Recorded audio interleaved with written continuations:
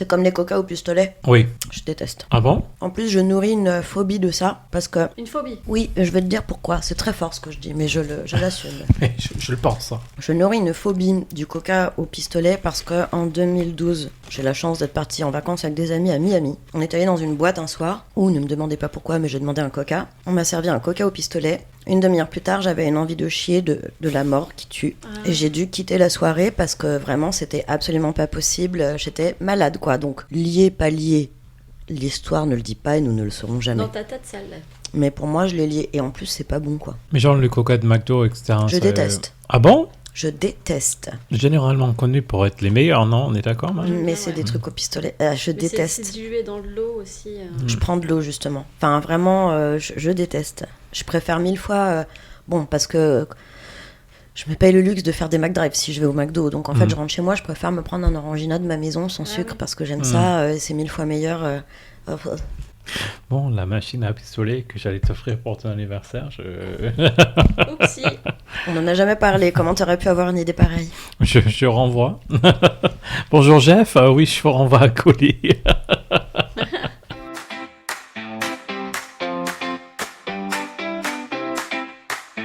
Bonjour et bienvenue dans Verbouille, le podcast qui, en plein été, ne commence pas par un verbe mais peut partir en couille à tout moment. Et cet été, tous les mardis, pendant un mini-épisode, on prend l'idée d'un podcast qui existe déjà, l'espace de quelques instants, pas pour les copier bêtement, mais pour leur rendre hommage parce que ce sont des podcasts qu'on écoute et qu'on aime et on a envie de s'amuser avec.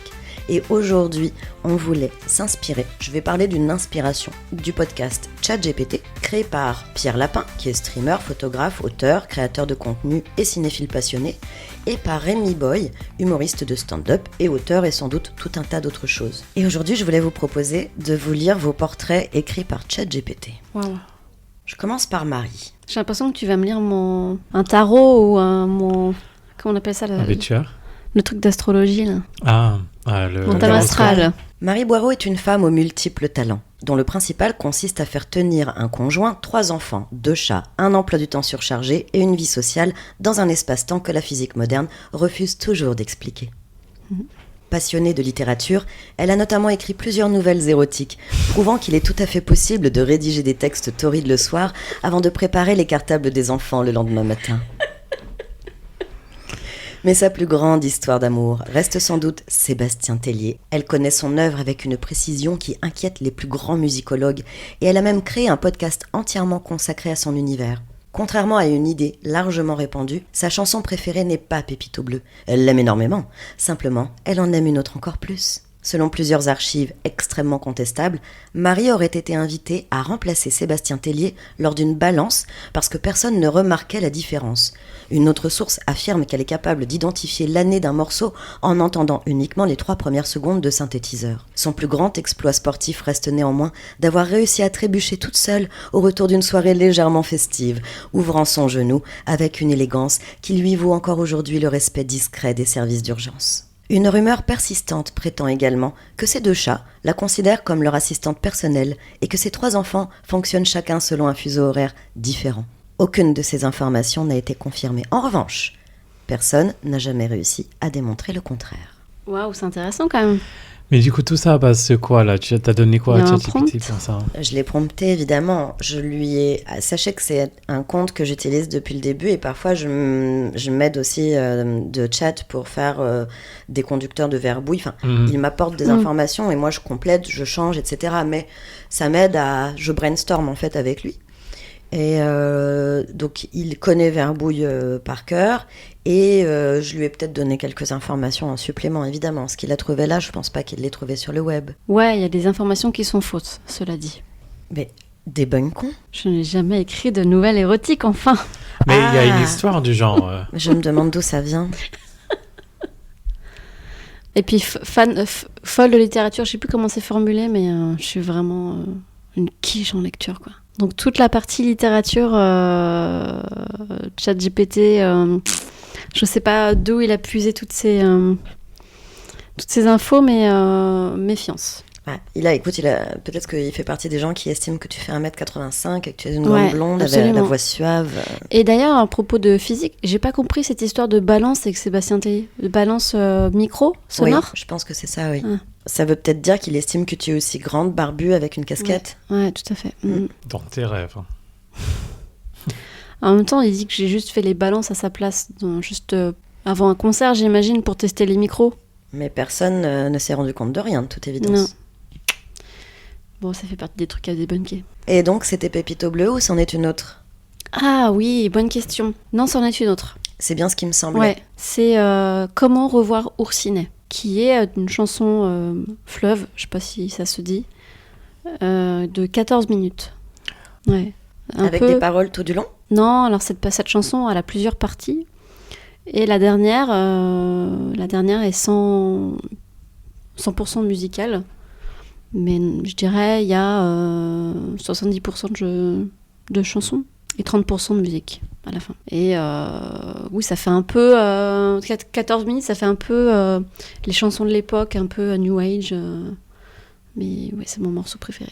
David Bowie avait fait des chansons très très longues dans son tout dernier album Black Star. Je Ça... crois carrément que Black Star doit faire une bonne dizaine de minutes d'ailleurs. Ouais. Très belle chanson. Ça fait un peu le bourdon, surtout que c'est sorti juste avant sa mort, mais très belle chanson au demeurant quand même. Mathieu, est-ce que tu veux qu'on fasse ton portrait? On y va? Matthew McNichol est né en Irlande du Nord, ce qui lui a permis d'apprendre très tôt 2 choses essentielles: parler un anglais impeccable et juger intérieurement toute personne qui prononce Leicester et Worcester sauce comme ça s'écrit.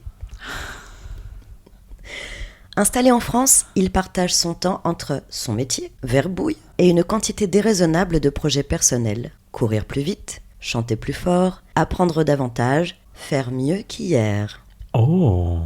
Mathieu ne collectionne pas les hobbies, il collectionne les défis. Si une activité possède un classement, un chrono ou un niveau d'excellence, il a déjà envisagé d'y participer. Ok.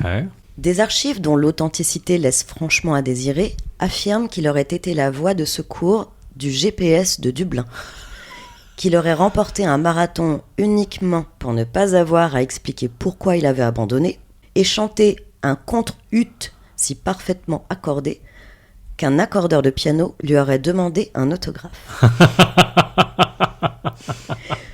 Une autre rumeur prétend qu'il parle français avec un accent anglais uniquement pour donner confiance aux autres étrangers. Aujourd'hui encore, Mathieu poursuit inlassablement la meilleure version de lui-même. Jusqu'à présent, elle semble toujours avoir environ 2 semaines d'avance sur lui. Le Mathieu du futur. Wow. Ok. Ouch. assez sur le nez, oui. Les défis, t'en as plusieurs en plus. Oui. On en a un petit peu parlé, mais on peut le redire. Par exemple, tu prépares le Paris-Versailles pour septembre prochain. Oui.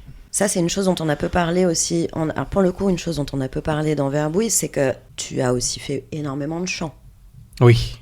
Et parmi tes projets, il y en a un. Tu veux pas en parler ou tu veux en parler? Pas tout de suite. Pas tout de suite. Pas tout de suite. Non, mais oui, le sport, c'est une... oui, le sport, mais assez important. Ça répond effectivement à un besoin de mesurer un progrès, de mesurer une performance, parce que j'aime tout ce qui est concret. Un classement, alors je ne cours pas pour être premier, parce que mal barré, mais j'aime bien l'idée de progression et le dépassement de ce que j'imagine possible pour moi-même. Donc ça m'intéresse beaucoup. Le chant, chanteur lyrique pendant toutes mes années adolescentes, collège, lycée, à la fac, pas pour me vanter, parce que c'est vraiment pas quelque chose que j'ai beaucoup soigné. J'ai pu progresser beaucoup avec le chant sans faire énormément d'efforts. Je pense qu'il y a un peu de rythme grâce à mes racines irlandaises qui fait que facilité naturelle. Les Irlandais, on a une facilité naturelle pour la musique. C'est un peu dans nos veines. Et le chant, merci à l'église à laquelle j'étais obligé d'aller pendant toute l'enfance, parce que sinon, où est-ce que tu fais chanter un enfant Bah, dans les chorales, ça existe quand même. T'étais Oui. geek, tu nous as dit dans un autre épisode, donc Hein? t'as été un peu geek dans des clubs et des machins. Il y avait pas un peu de chant dans cette histoire quand t'étais au Oui, collège? il y avait de la... Mais déjà là, je savais chanter. Mm. Déjà là, j'étais Ah oui, chanteur lyrique à ok, ce oui, stade-là. d'accord. Oui. Du coup, comment faire pour faire monter à bord un garçon dans ce bateau-là? Bah, tu le fais chanter à l'église, quoi. On en revient toujours à Jésus dans nos épisodes, c'est incroyable. Ouais, bah, c'est tout- l'Irlande. tout- Hein. tout- Pour des athées ou presque. Ouais, bah du coup, ouais, c'est plutôt bien résumé. Jusqu'à quel point, je ne sais pas si ChatGPT, il a infiltré mon ChatGPT à moi. Parce que je trouve ça fascinant quand tu demandes à ton... Moi, j'utilise Perplexity personnellement. Et j'ai vu que les gens me faisaient, bah, raconte-moi ce que tu as compris de moi vis-à-vis de nos échanges. Je l'ai fait. Ah, c'est intéressant ça. Pour toi? Ouais. Là, pour le chat, pardon, Pas GPT? pour celui-là. Ah. Pas pour celui-là, mais je l'ai fait à titre personnel, ouais. Et c'est assez... Déjà, tu vois projeter de toi une image que tu dois dire totalement... On a discuté de ces choses, totalement factuelles. Ouais. Mais si tu m'avais demandé de me décrire, j'aurais pas peut-être utilisé... Ces mots-là. Oui, c'est aussi à prendre avec un grain de sel parce que c'est un robot. Mais Oui. je ne risque pas de tomber amoureux de Perplexity. Déjà, il fait pas encore 100% de mon travail pour moi. Du coup, on restera en opposition jusqu'à ce jour-là. Faut qu'il te fasse rire aussi. Oui, il manque certaines qualités, disons, qu'il me faut. Et une main.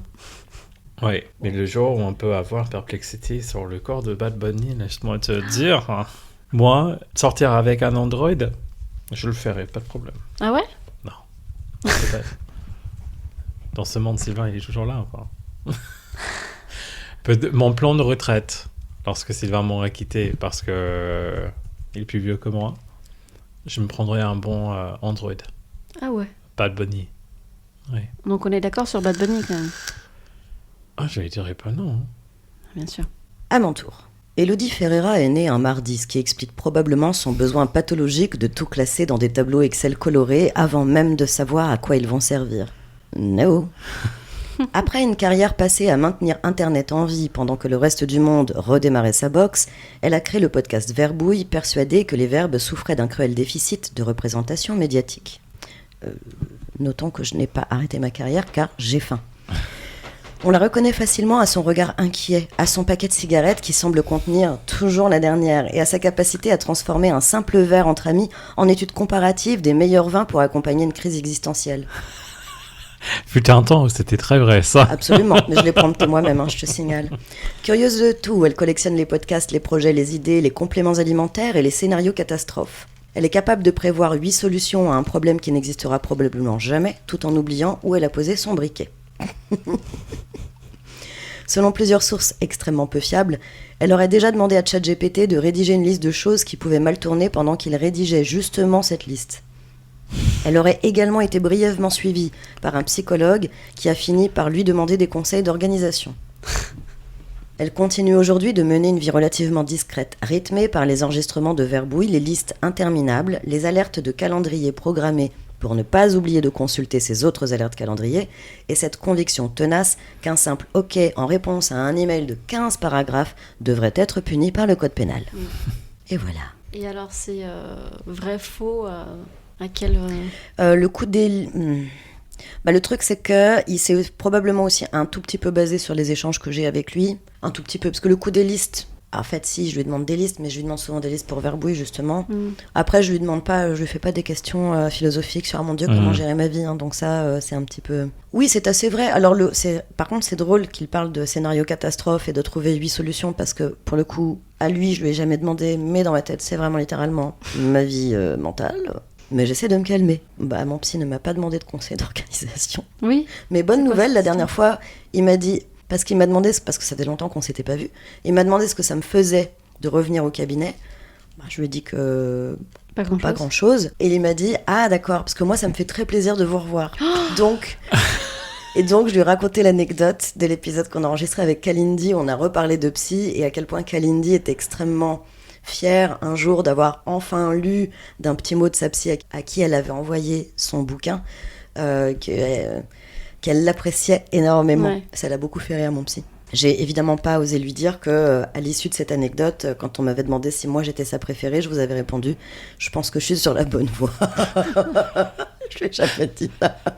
Mais dans ma tête, j'étais comme ça. Donc voilà, c'était des petits portraits de ChatGPT. Merci à tous les deux. Merci à pour toi. ce petit épisode spécial Pardon GPT, ChatGPT.